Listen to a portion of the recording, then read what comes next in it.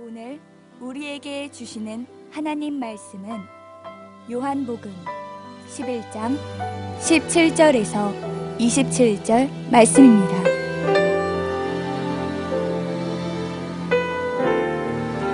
예수께서 와서 보시니 나사로가 무덤에 있은지 이미 나흘이라. 베다니는 예루살렘에서 가깝기가 한 오리쯤 되매 많은 유대인이 마르다와 마리아에게 그 오라비의 일로 위문하러 왔더니 마르다는 예수께서 오신다는 말을 듣고 곧 나가 맞이하되 마리아는 집에 앉았더라. 마르다가 예수께 여짜오되 주께서 여기 계셨더라면 내 오라버니가 죽지 아니하였겠나이다. 그러나 나는 이제라도 주께서 무엇이든지 하나님께 구하시는 것을 하나님이 주실 줄을 아나이다. 예수께서 이르시되 내 오라비가 다시 살아나리라. 마르다가 이르되 마지막 날 부활 때에는 다시 살아날 줄을 내가 아나이다.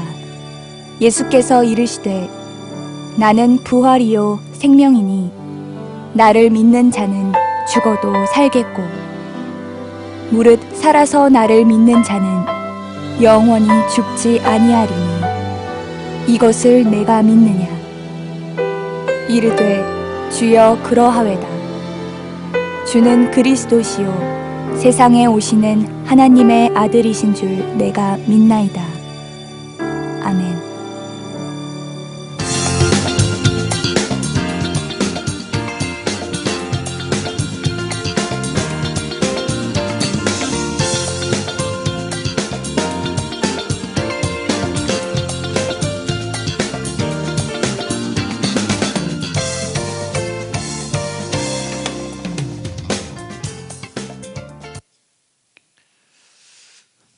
할렐루야. 다시 한번 우리의 왕 되신 주님을 찬양하고 예배하는 여러분들을 사랑하고 축복합니다. 오늘 우리가 함께 말씀을 통해 조명해 볼 주인공을 소개하길 원하는데요, 그의 이름은 베다니에 사는 나사로와 또 그의 누이 동생 둘입니다. 이 베다니는 성경 지명에 곳곳에서 자주 등장하는 지명인데요, 예루살렘에서 남동쪽으로 약 3km 정도 걸으면 몇 분 걸리죠? 걸음으로 3km 걸으면 몇 분 걸립니까? 한 1시간? 1시간 정도면 걸어갑니까? 정확하게 걸음을 모르지만 그렇게 멀지 않은 3km면 그리 멀지 않은 곳에 있는 아주 가까운 동네이기도 합니다. 변두리 작은 마을인데요, 이 예루살렘의 예수님 입성에도 관계된 마을이고, 예수님께서 나귀를 한 번도 태워보지 않은 나귀를 끌고 오라고 보낸 동네도 바로 이 베다니입니다. 베다니에 예수님의 보이지 않는 숨은 제자들이 많이 머물렀던, 그래서 숨어있던 동네가 베다니인 것을 알 수 있죠. 이 베다니를 예수님이 자주 찾으셨는데 형제처럼 지내던 나사로와 그 가정이 있었기 때문입니다. 마태복음은 베다니에 있었던 한 사건을 이렇게 묘사하고 있어요. 마태복음 26장 6절에 7절 말씀, 예수께서 베다니 나병 환자 시몬의 집에 계실 때에 한 여자가 매우 귀한 향료 한 옥합을 가지고 나와서 식사하시는 예수의 머리에 부었다. 우리가 잘 아는 유명한 사건입니다. 여자 행한 일을 모든 사람에게 다 알게 하라고 아주 칭찬을 자제하게 했던 그 가정, 이 사건을 요한복음에서는 이렇게 소개하죠. 우리가 전체를 다 읽지 못했지만 11장 초반부에 나오는 얘기예요. 이 마리아는 향유를 주께 붓고 머리털로 주의 발을 닦던 자요, 병든 나사로는 그의 오라비니라. 자, 마태복음과 요한복음을 같이 놓고 보면 대충 미루어 연결되는 점들이 있죠, 여러분.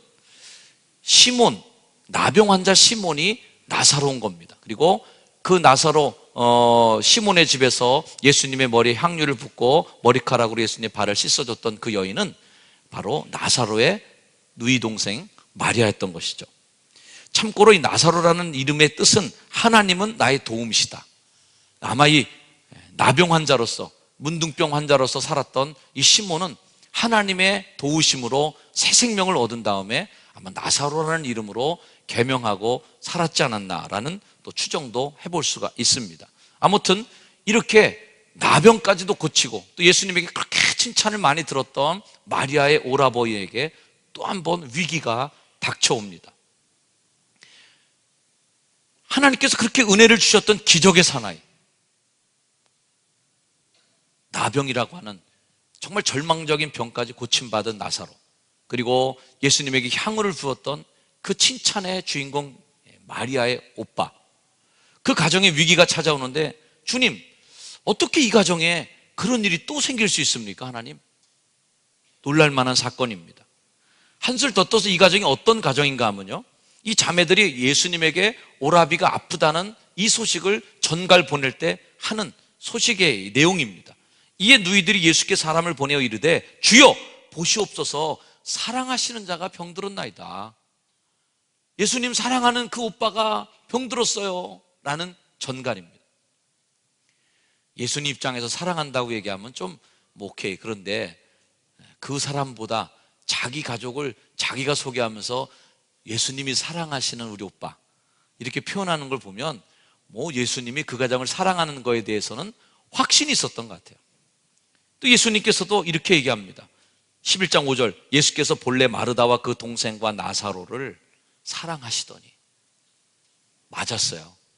사랑하는 가정이었어요. 여러분, 이 이야기를 우리가 좀 보면서 저는 생각했어요. 여러분, 병든 게 하나님 저주입니까?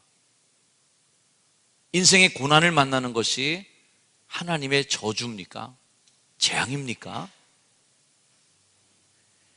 주님이 사랑하는 사람에게 내렸던 이 병든 상황, 예수님이 그렇게 사랑했던 가정이 당하는 오라비가 아픈 고통, 심지어는 예수님이 도착하기 전에 오빠가 돌아가셨어요. 이런 재난, 이런 일들은 과연 어떻게 생기는 걸까? 여러분이 아시다시피 성경에서 가장 오래된 책이 욥기입니다. 욥기의 주제는 우리들이 잘 아는 대로 고난에 대한 문제를 어떻게 볼 것인가에 대한 가장 오래된 성경책의 한 주제가 되는 거죠. 인류가 갖고 있는 가장 원초적 질문, 인류가 가장 오랫도록 물어왔던 질문이 뭐냐면 고난에 대한 의문점인 거죠. 그래서 성경의 가장 오래된 책 가운데 하나의 책인 욥기의 주제가 고통의 문제인 것은 바로 우리 인간들이 끊임없이 고통하면서 풀어내려고 애썼던, 처음이자 아니면 이 지구가 우리 인류의 역사가 끝날 때까지 붙잡고 늘어져야 될 고민거리가 뭐냐면 고난에 대한 문제라는 거예요.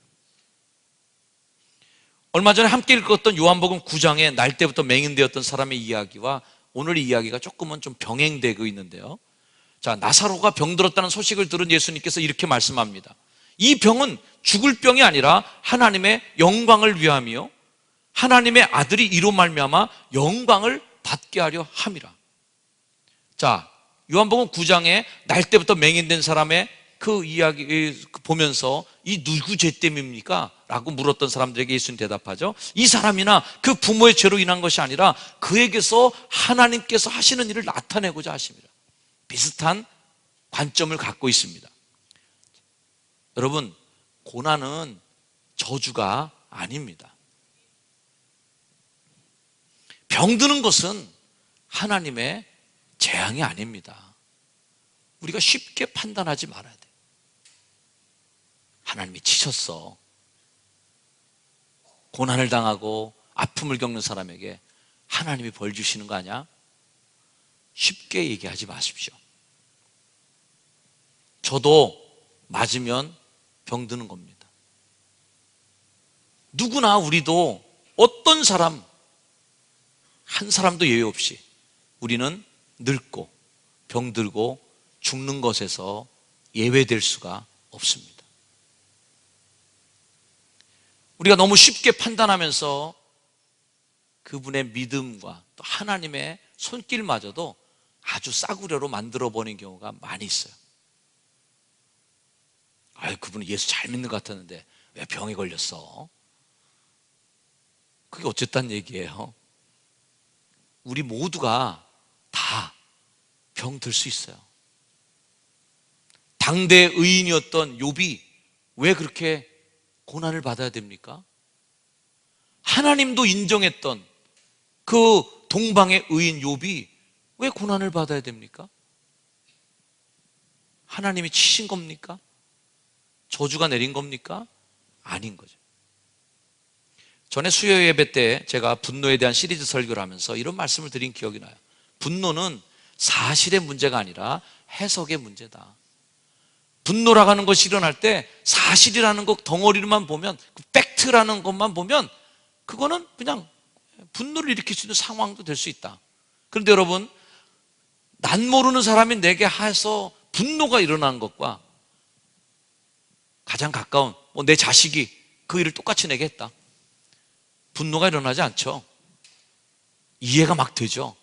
오히려 막 연민의 정이 더 들죠. 그러므로 똑같은 일을 당해도 가족이 내게 한 일은 막 이해되고 동의가 되고 오히려 불쌍히 여겨주는 마음이 생기는 것과 남 모르는 사람이 내게 해서 환호가 터지는 것은 무슨 차이냐면 해석의 차이라는 얘기를 드린 거죠. 그러므로 우리가 분노라는 것을 받아들일 때 나의 해석의 필터가 문제이지 사실 자체가 문제가 되는 일은 그다지 없다는 거죠. 똑같은 얘기로 이 고난이라는 문제도 팩트의 문제가 아니라 해석의 문제라고 저는 생각합니다.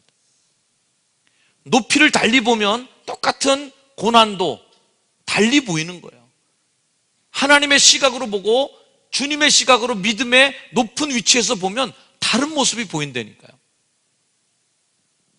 예수님은 나사로의 죽은 사건, 날 때부터 맹인된 사람을 보면서 예수님은 다른 관점으로 보고 계십니다. 하나님의 하시는 일을 나타내려고 하는, 하나님의 영광을 이에게서 드러나려고 하는 관점으로 보시는 거고, 이렇게 볼 때는 말이죠, 사람들은 이게 누구 죄 때문에 그런 거야? 예수님이 오기도 전에 나사로가 죽어버렸네. 아이고 재수 없어라. 아이고 운도 없어. 진작에 왔으면 이런 일 없을 텐데 뭔 죄를 범했길래 이렇게 됐어? 이렇게 얘기할 수 있는 거예요. 언젠가 제가 제주도에 갔는데 목사님들하고 제주도 관광 가서 미로공원이라는 게 새로 생겼어요. 가보신 분들 계실 겁니다. 미로공원이 생겼는데 저는 미로에 이제 들어가지는 않고 2층에 이제 베란다 같은 데 이렇게 서갖고서 이렇게 구경하고 내려다보고 있었고, 이제 미로를 찾기 위해서 이제 들어간 목사님들도 거기 이제 들어갔습니다. 보니까 과관도 아니에요. 일로 들어갔다. 여기가 아닌가벼. 또 이리로 갔다. 아까 거기가 거긴가벼. 또 왔다 그냥 막 헤매는 거야. 위에서 보고 있으니까 우습죠. 가르쳐줘. 거기 아니야. 왼쪽 아니야. 거기 뒤로 빠꾸 뒤로 와서 왼쪽으로 가. 그렇지. 글로 가면 나가는 길이야. 아유 저 미련퉁이 저것도 몰라. 위에서 보니까요, 미로가 아니라 길이 훤히 보이는 거예요. 그런데 그 안에 들어간 사람은 얼마나 답답하겠습니까? 사방이 갇혀버린 거예요. 출구가 없어져 버렸어요. 갔던 길 또 가고 나왔던 길 또 가고, 여기가 거긴가 저기가 여긴가 그러면서 여기저기 헤매고 돌아다니는데 참 우습죠. 위에서 볼 땐 그 차이인 거예요. 믿음의 눈이 높아져 갖고 하나님의 믿음의 눈으로 내 고난을 내려다 볼 때, 여러분 고난 속에 숨겨진 하나님의 은혜를 보게 되기를 주의로 축원합니다. 고난 속에 들어가 있을 때는, 사실만 볼 때는 내가 왜 이렇게 운이 없지? 나는 왜 이렇게 아플까? 나 이렇게 고통하고 있지? 하나님 날 버렸나? 하나님 나한테 저주를 퍼붓고 계시나 지금? 하나님 어디 계세요? 하나님 안 보여요 하면서 막 하나님께 막 찾고 억울하고 말이죠, 분통이 터지는 일이 되는 거예요. 그러나 미로 위에서 보는 입장에서는 다른 겁니다. 그래, 그 길로 계속 가면 돼. 출구가 보여. 하나님의 음성을 듣고 그분의 인도함을 받는 사람은 다른 거죠. 저희 아버님 목회하시면서 이렇게 기도하시는 기도를 제가 들은 기도 중에 제 머릿속에 오래 남는 그 표현이 하나 있습니다. 환자를 신방하거나 고난당한 분을 신방하실 때 저희 아버님이 이렇게 기도해 주셨어요. 하나님, 이 고난이 무익한 고난이 되게 아니게 되게, 무익한 고난이 되지 않도록 하옵소서. 저는 그 단어를 생각해 봤어요. 좋은 표현이라고 저는 생각했습니다. 그래, 고난도 뭔가 다른 것이 있지. 하나님 그 고난 속에 뭔가 숨겨주셨을 터인데, 믿음의 눈으로 그걸 보는 사람에게 있어서는 고난은 그 속에 보물이 담겨요. 돌이 하나 딱 날라와서 아이고 아파라, 어느 놈이 던졌어? 돌을 줍고 보니까 다이아몬드야. 그러면 그날 재수가 엄청 좋은 거예요. 그 많은 사람 중에서 내 머리통에 와서 이 다이아몬드가 맞을 게 뭐냐? 근데 팩트만 보는 사람은 어떤 놈이 던졌어? 재수 정말 없네. 어디서 돌이 날라서 내 머리통을 맞췄어? 피도 나네? 야, 하나님이 날 버렸구나. 돌 발로 빵 차버리고 정말 재수없어. 그리고 길을 갈 수 있어. 우리들이 당한 고난과 시험이 무익한 고난과 시험이 되지 않기를 주의 이름으로 축복합니다. 하나님의 영광을 나타낸다. 이 영광이라는 말을 헬라어로는 독사라고 부릅니다. 조금 이게 발음이 우리나라 사람들한테 그 영광이라는 단어를 원어로 가르쳐 드리기에는 좀 부담스러운 단어예요. 옆분에게 한번 인사해 주시기 바랍니다. 당신에게 영광이 있길 바랍니다. 우리 유식하게 원어로 당신에게 독사가 있기를 바랍니다. 시작. 당신에게 독사가 넘치기를 주로 축복합니다. 오직 독사. 주님 큰 독사를 받으소서. 유식하게 원어로 하면 그런 말이 되는 거예요. 아무튼 이 독사라고 하는 그 원어의 의미 속에는, 영광이라는 의미 속에는 세 가지 의미가 들어있습니다. 첫 번째 의미는 생각하다라는 의미가 들어있어요. 두 번째 의미는 생각하더라도 좋고 옳고 바르게 생각하라는 뜻이 있습니다.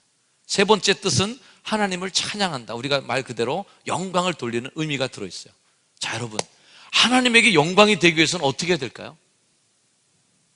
생각해야 돼요. 잘 생각해야 돼요. 생각하더라도 좋은 방향으로 옳게 생각해야 돼요. 어떤 사람은 고난 앞에 일단 생각은 합니다. 생각을 하는데 두 번째 조항이 이루어지질 않아요. 생각하더라도 옳고 반듯하게 생각해야 됩니다. 일단 고난이 오면 생각을 많이 합니다. 나 혼자 이렇게 아플까? 외로워. 고독해. 나 혼자 버려진 것 같아. 내가 아프니까 사람들이 다 나를 무시하나 봐. 내가 고난을 받으니까 사람들이 다 나를 무시하는 것 같아. 기분 나쁜데? 평상시 아무런 얘기도 아닌데 지나가는 사람이 툭 한 번 던진 말이 마음에 또 툭툭 걸려요. 또 남들이 나를 깔보는구나. 서운함이 있습니다. 아무도 안 알아줘. 고독합니다. 그러면서 나쁜 생각으로 점점 빠져들어가는 거예요. 그래서 고난이 주는 유익을 보기 전에 고난이 주는 폐해만 계속 맛보게 되는 거예요.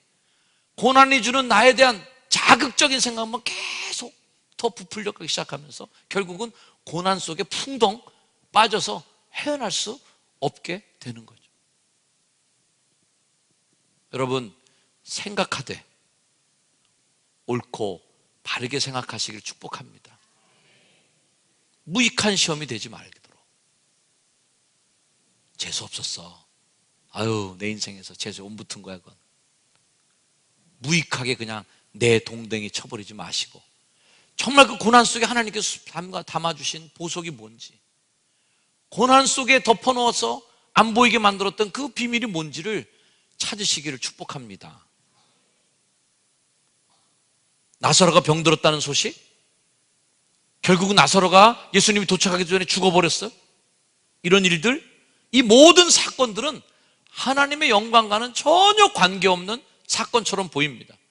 예수님이 베다니에 도착했습니다. 이미 때는 늦었어요. 3km밖에 안 되는데 빨리 달려왔으면, 진작에 왔었으면 이런 일이 없었을 텐데, 예수님은 소식을 듣고 나서도 이틀을 더 유하자고 본인이 고집 부려갖고 이틀 동안 거기 더 머무르다가 늦게 오신 거예요. 큰 실수하신 거예요.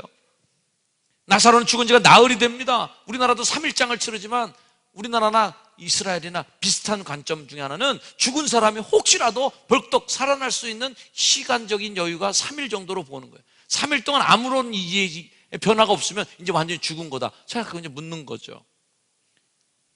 예수님도 어떤 분이에요? 장사한 지 사흘 만에 죽은 자 가운데서 다시 살아나시며, 사흘이면 완전히 죽은 거다. 근데 이 나사로는 나흘이 됐어요.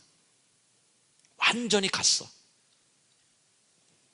죽음은 우리 인간에게 최악의 저주입니다. 죽음은 인간이 경험할 수 있는 가장 큰 공포죠. 죽음은 죽음 이후의 일을 우리가 한 번도 경험한 사람이 없기 때문에 우리에게 가리워진 아주 미지의 세계입니다. 바로 이 죽음의 문제를 해결하기 위해서 예수님이 이 땅에 오신 거죠. 그래서 예수님은 오늘 이 죽음의 문제를 해결하기 위해 오셔서 이 땅에 선포하시는 것입니다. 나는 부활이요 생명이다. 다시 한번 반복해서 말씀드리면, 요한복음을 통해서 우리가 표를 만들다면 이쪽에 하나 표, 두 표 가운데 쫙 나누고, 한쪽 표는 뭐예요? 수가성 여인의 우물 깃는, 우물에서 깃는 물, 예수님이 주시는 생명의 물, 5천 명이 먹어서 배가 아주 불었던 그 떡, 물고기, 예수님이 하늘에서 내려주시겠다 약속하시는 산 생명, 산떡, 참 음료, 참 양식. 오늘 또 이야기에서 또 뭐가 나옵니까? 나사로의 죽음, 인간의 절망, 병들어 아프고 죽음의 그 완전한 그 포기, 그 슬픔 사건, 예수님의 나는 부활이요 생명입니다 라고 하는 부활의 선포, 이것이 묘하게 계속 대조를 이뤄가는 것이죠. 오늘 이 나사로 이야기의 중심은 바로 이 말씀입니다. 예수께서 이르시되 나는 부활이요 생명이니 나를 믿는 자는 죽어도 살겠고 무릇 살아서 나를 믿는 자는 영원히 죽지 아니하리라. 아멘. 여러분도 한번 같이 파란색 글자를 읽어보세요. 시작. 나는 부활이요 생명이니 나를 믿는 자는 죽어도 살겠고 무릇 살아서 나를 믿는 자는 영원히 죽지 아니하리니. 이 말씀을 하시고 예수님께서 마르다에게 단도직입적으로 딱 물으십니다. 이것을 네가 믿느냐? 라고 묻습니다. 마르다는 대답합니다. 마지막 부활 때 다시 살아날 줄을 내가 아나이다. 마르다가 알고 있었던 일이었는데 예수님은 마르다에게 도전하며 물으신 거죠. 이것을 네가 믿느냐 말이에요. 사랑하는 여러분, 아는 것과 믿는 것의 그 차이, 그 간격은 도대체 얼마일까요? 머리로 아는 것과 가슴으로 느끼는 그 간격은 또 얼마나 먼 거리일까요? 예수님은 공생의 기간 중에 모든 죽은 사람을 다 살리시는 않으셨어요. 예수님이 살아계셨을 때 죽은 사람 한 명도 없었다면 얼마나 큰 이적이겠습니까? 하나님께서는 샘플로 나사로를 살려주시면서 부활이라는 것이 우리에게 있는 것을 이 사건을 통해서 알려주시는 겁니다. 땅의 문제는 죽음의 문제고 고난의 문제고 병든의 문제예요. 그러나 예수 그리스도께서 이 땅에 우리를 바라보시면서 가지는 소망과 비전은 부활이요 생명이고 살아서 믿는 자는 죽지 아니하는 것이고 하나님께 영광이 되는 영광의 영생의 삶을 보여주신 것이죠. 할렐루야. 마르다는 아는 것으로 끝이면 안 됐어요. 믿는 대로 나가야 됐다는 거죠. 마르다는 나중에 고백합니다. 주여 그러하여다. 주는 그리스도시요 세상에 오시는 하나님의 아들이신 줄 내가 믿나이다. 이 믿음의 단계로 성장하고 발전되기를 주의 이름으로 축복합니다. 부활절은 아니지만 오늘 이 말씀을 통해 우리는 다시 한번 부활신앙을 재점검해 봐야 할 것이에요. 예수께서 밝히 이르시되 나사로가 죽었느니라. 죽었어요. 내가 거기 있지 않은 것을 너희를 위하여 기뻐하노니. 누가 들으면 서운할 말이죠. 오히려 죽은 것을 통하여 너희로 믿게 하려고. 결국 예수님께서 이 나사로 사건을 통해서 우리에게 믿게 하려고 하는 의도가 어떤 부활의 신앙을 가지란 말이에요. 사랑하는 효성중앙 성도 여러분, 예수님을 아는 사람은 세상에 많습니다. 불가의 승려들도 설법하면서 예수님을 예화로 들고 성경을 예화로 들면서 설법을 합니다. 안티크리스천들 우리보다 성경 훨씬 많이 읽습니다. 예수님 잡아보려고 성경을 읽으면서 허점을 발견하려고 애를 쓰고 있습니다. 신천지 같은 이단들 성경 무지무지 파면서 온갖 비유 연구하고 앉아 있습니다. 예수님을 알고 있어요. 하지만 예수님에 대해서 모든 것을 다 알고 있다 할지라도 그분이 피 흘려 죽으신 십자가의 보혈과 그분이 나의 죄를 위해서 영생을 위해서 영원한 죽음을 선택하시고 다시 부활하시고 다시 왕으로 오실 그 복음을 우리가 믿지 못한다면 그 예수님의 죽으심과 십자가 보혈 이 모든 것을 아는 우리들의 지식은 아무짝에도 아무런 구원에 도움이 되지 못한다는 걸 여러분 아십니까? 히브리서 11장 말씀처럼 믿음이 없이는 하나님을 기쁘시게 못하나니 하나님께 나아가는 자는 반드시 그가 계신 것과 그가 자기를 찾는 자에게 상 주시는 이심을 어떻게 해요? 믿어야 한단 말이에요. 믿음이 이기네, 믿음이 이기네, 주 예수를 믿음이 온 세상 이기네. 아멘. 믿음으로 이기라는 거예요. 성경이 우리에게 주는 것은 다른 거 아닙니다. 듣고 보고 믿으라는 거예요. 지식을 높이지 말고 아는 걸 많이 하지 말고 단 한 개의 복음만 듣더라도 예수님이 당신의 구세주입니다. 딱 한 구절 설교만 듣더라도 그것을 아멘 하고 믿은 사람에게는 영생과 영원한 축복의 길이 있는 줄 믿습니다. 수백 편의 설교를 들었어도 믿어지지 않았다면, 믿기지 않으면 그것은 구원에 아무런 도움이 되지 않을 것이요. 야고보 사도가 외칩니다. 너희는 말씀을 행하는 자고 듣기만 해서 자신을 속이는 자가 되지 말아라. 듣기만 하고 귀만 높아지는 성도, 결국 아는 것이 행동으로 되지 않기 때문에 자신을 속이는 것이다. 옛날 조크 있잖아요. 천국에 갔더니 목사님들은 입만 천국에 오고 성도들은 귀만 천국에 왔다고. 왜 그런가 봤더니 목사님은 좋은 말만 해갖고 입만 왔고 성도들은 좋은 얘기만 듣기만 해서 귀만 왔대요. 결국 우리 온 몸이 주님 앞에 구원받아야 되는데 입만 성화되고 귀만 성화된 사람들, 씁쓸한 농담입니다. 에베소 4장 13절 말씀에는 우리가 다 하나님의 아들을 믿는 것과 아는 일에 어떻게 돼요? 하나가 돼요. 하나가 되면 어떤 일이 생깁니까? 온전한 사람을 이루게 된다. 균형이 깨지고 삐딱하고 뭔가 하나 부족해서 망가진 인생이 아니라 온전한 사람은 어떤 사람이에요? 아는 것과 믿는 것이 하나가 된 사람입니다. 사랑하는 성도 여러분, 오늘 주님이 우리에게 다시 한번 도전하며 묻습니다. 이것을 내가 믿느냐? 믿어질 때 우리는 증인을 설 수 있습니다. 거꾸로 얘기하면 증인이 되지 못하는, 전도를 하지 않는, 그것을 이웃에게 그 증거와 은혜를 전해주지 않는 사람은 믿어지지 않고 있는 거예요. 영생이 믿어지지 않는 거예요. 천국이 믿어지지 않는 거예요. 믿어지고 내게 체화되면 반드시 다른 이에게 증인을 서게 됩니다. 확신하니까. 여러분, 이 질문 앞에 이것을 내가 믿느냐? 이 질문 앞에 여러분의 전 존재가 응답하고 확증 갖고 하나님의 영광을 드러내는 복된 삶이 다 되기를 주로 소망합니다. 기도하겠습니다.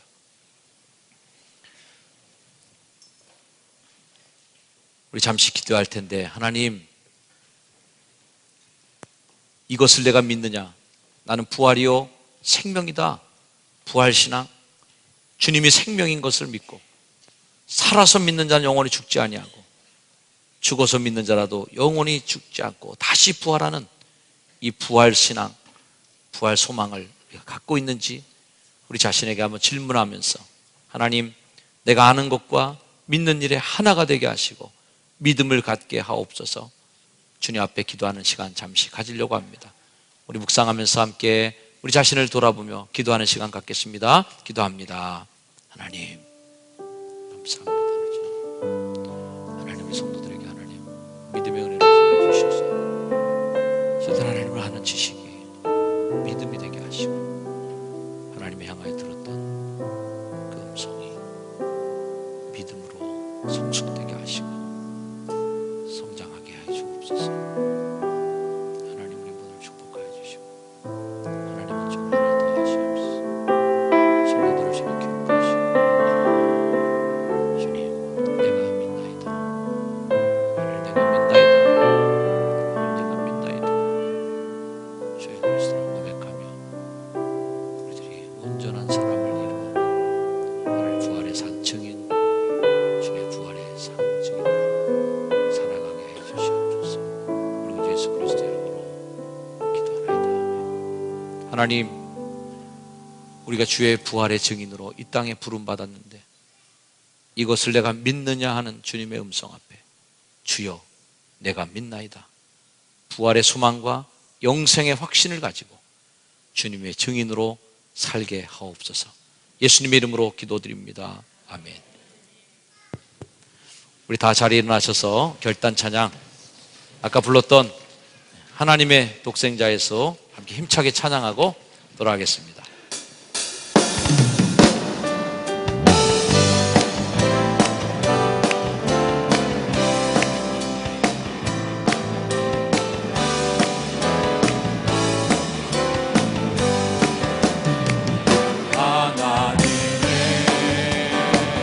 독생자 예수 날 위하여 오시었네. 내 모든 죄 사하시려고 십자가 지셨으나 같이 사셨네.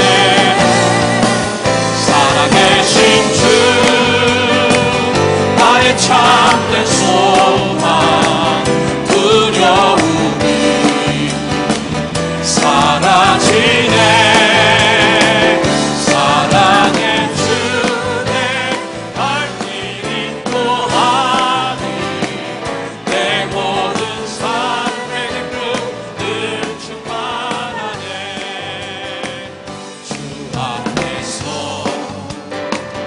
얻은 나누리 기뻐하며 찬양하리. 가슴 속에 넘치는 확신 우리의 가는 길에서 3절 선한 싸움 선한 싸움 다 마친 후에 다 마친 후에 우리 주를 배우리라. 배우리라. 사망 공세